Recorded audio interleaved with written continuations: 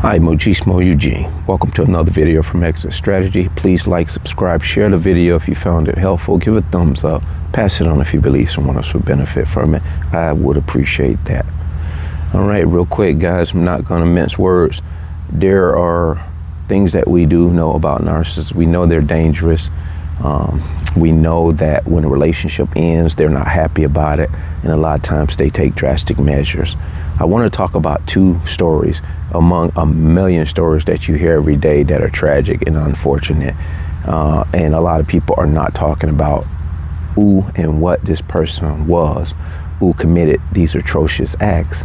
One being an Amish woman. And this is something you don't hear about every day, an Amish woman or the Amish committing crimes such as unaliving someone. And you can Google it if you care to read the details, and I would encourage you to read the details of it and see what you come away with, as I did. Said Amish woman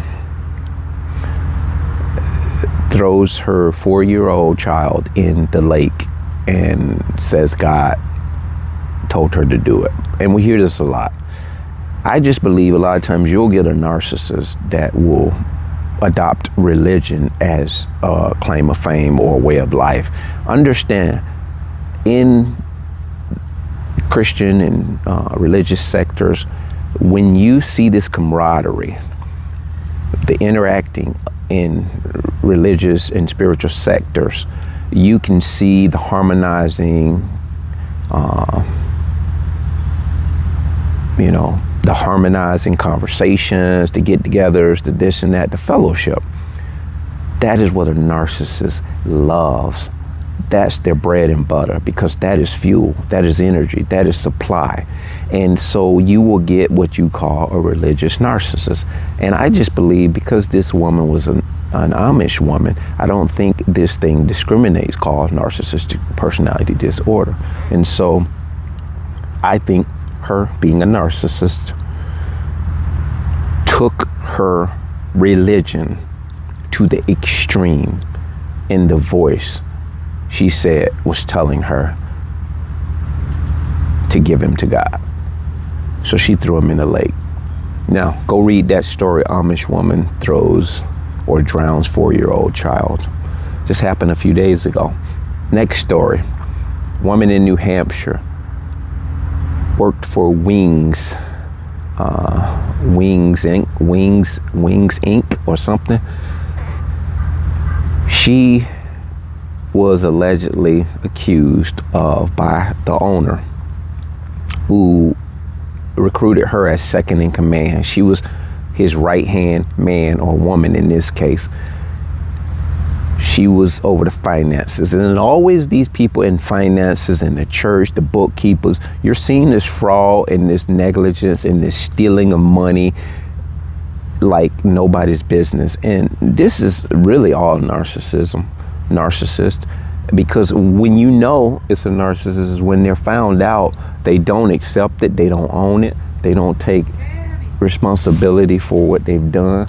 And so you actually notice undeniably that it's narcissist. So what she did was she built the company out of over $600,000. And so the owner found out about it, and what he did was he called her into the office. He called her into the office and he said, I need you to give me a month's worth of your bank transactions. To which she obliged, and I think 5 days later she gave him these statements, but they were cooked. And you know what that word means? She had doctored them up, and he had discovered that. And so his next plan of action was he went to the bank, and that's how he discovered they were doctored.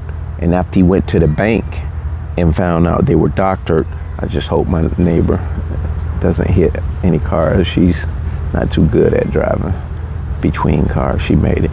So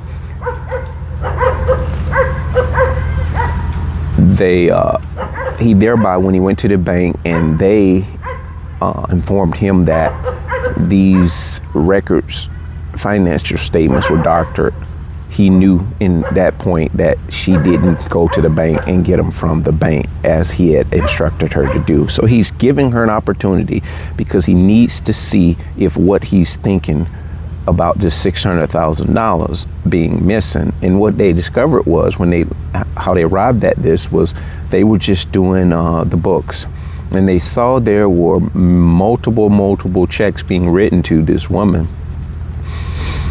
in her name, and they were put into her personal account.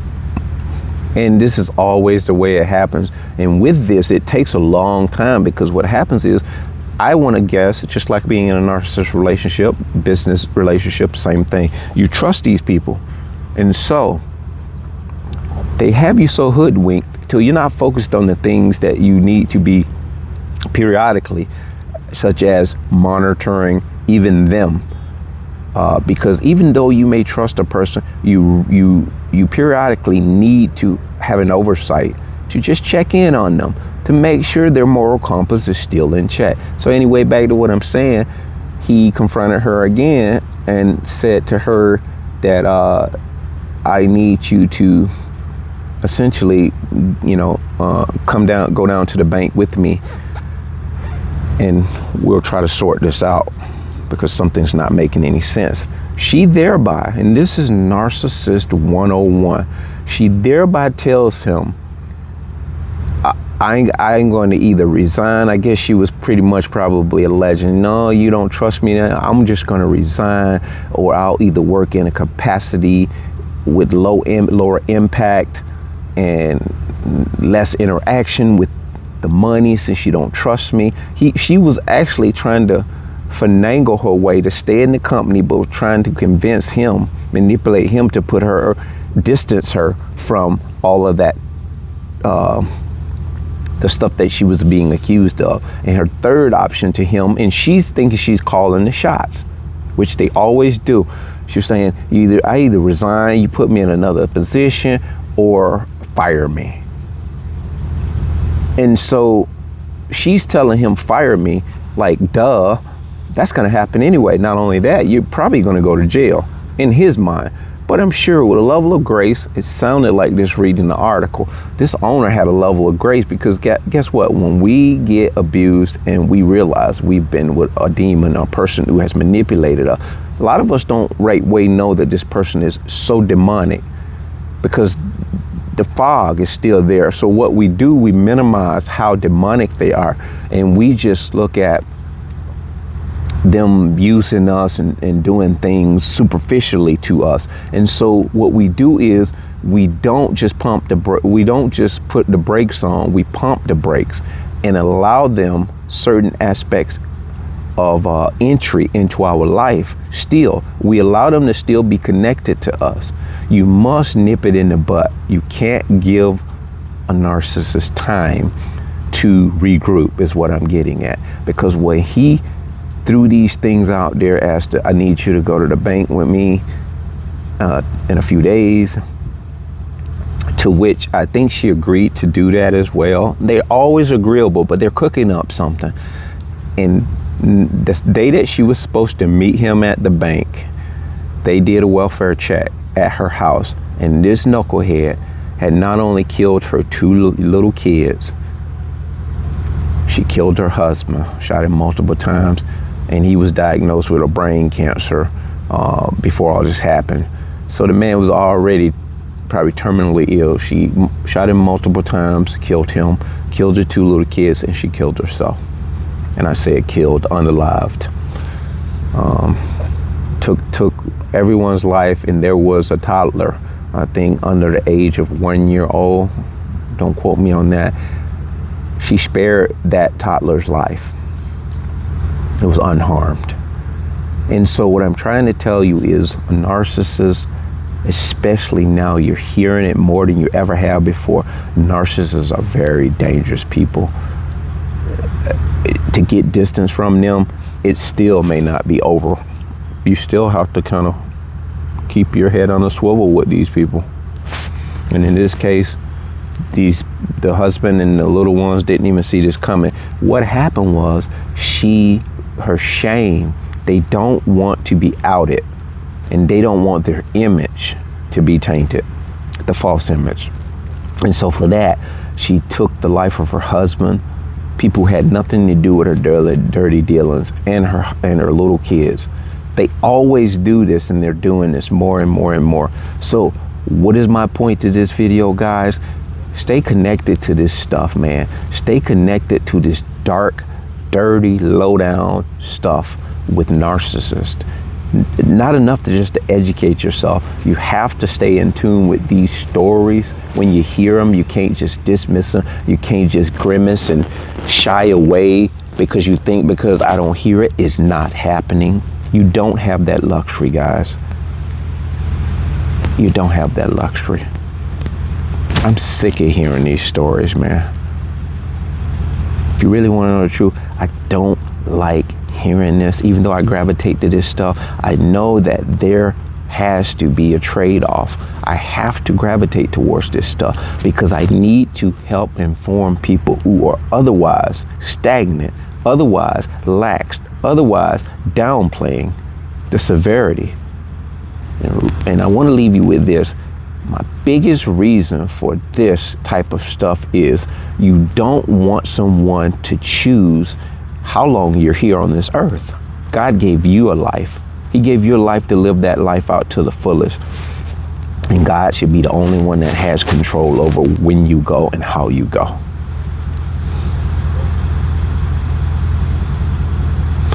So really, really stay in tune with these graphic developments in life. Understanding this behavior and the pattern that leads up to it. If for nothing else, you're trying to find out how can I grasp the patterns of these demonic, disturbed, disordered people. So thereby I can protect myself and the people around me. I bet you she didn't have a criminal record. I bet you a lot of times they don't have criminal records. They are able to go under the radar as far as criminal records go. But you're not going to be able to always determine a narcissist by a criminal record. Everybody commits crimes. You have to study the behavior. You have to study the body language, guys. And so I want to end this video with that. This disturbed woman, and then the police had the audacity. This is why I had to talk about this in a statement. Well, we shouldn't jump to conclusion of the what ifs and the whys and what made her do it because it's still early on. As an empath awakened, I already know. She took money that didn't belong to her. She was obsessed with greed. She took the money and thought nobody would find her out. And when they found her out, rather than her to just fess up and accept whatever has to come her way, she took the high road and took her husband and her little kids with her to the grave. There's no words to describe how dark and demonic these people are. We try to convey the message as to who and what they are to the very depths of their heart and their soul. But there's still much work to do, guys. So I would encourage you, in concluding this video, get in tune when you hear these stories, because you can't run away from them. You can't dodge them. You can't deny that this is a pattern of life. This is happening so much. And they go, a lot of times when they don't take their own life, unalive themselves, they will unalive their supply. If the husband finds her out that she's used the credit cards and the house is in foreclosure, or the wife, the husband finds out the house is in foreclosure. The twins' mom, I moved in with her ass. She hadn't paid the mortgage on the house that her and her husband had for over 2 years. She had him ousted out of the house and right way schemed me into his position. When I say schemed me, gave me some more half-ass lie. I take responsibility for the fact that I should have never, ever, dealt with this individual based on the fact that I was in a second marriage. And there's details to that too, but it doesn't justify my parts in doing what I did. In the next video, I'm going to show you in a video whereas to when we do such things like this, that karma comes to the empath. It comes to you to serve you, not to destroy you. The karma comes to the narcissist to destroy them. Because even though we may err in our judgment, we may cross certain lines in life, God in his mercy often spares us to get our minds right. And I'll talk to you about that in the next video. And I'll be talking about Dahlia, the girl that had a hit put out on her husband in Boynton Beach, Florida, many years ago. And I got to listening to some details of it that I hadn't heard about before, but I'll talk to you that in the next video. That being said, bless.